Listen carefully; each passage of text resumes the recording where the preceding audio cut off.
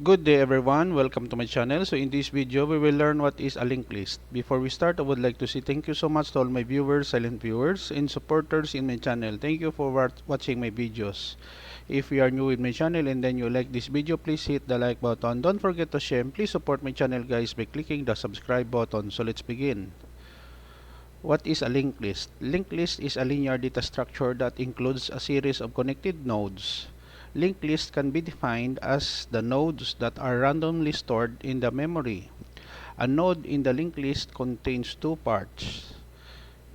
For example, first is the data part and the second is the address part. The last node of the list contains a pointer to null.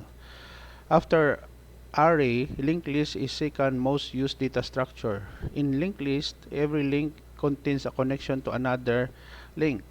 So we have here the representation of a linked list. The linked list can be represented as the connection of nodes in which each node points to the next node of the list. The representation of linked list is shown below. So we have here head, data, link, 6, okay, 4 and 2, there are several values here for 700, for 800 on sequence, 4900, 5000 and null. Till now we have been using array data structure to organize the group of elements. They are to be stored individually in the memory. However, a array has several advantages and disadvantages that must known to decide the data structure that will be used throughout the program.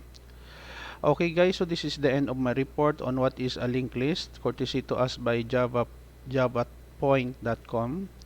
Thank you so much for watching. I hope that you have learned something new in this video. Don't forget to like, share, and please support my channel guys if you're new by clicking the subscribe button. See you in the next video tutorial guys. This is your friend Jake saying bye bye for now.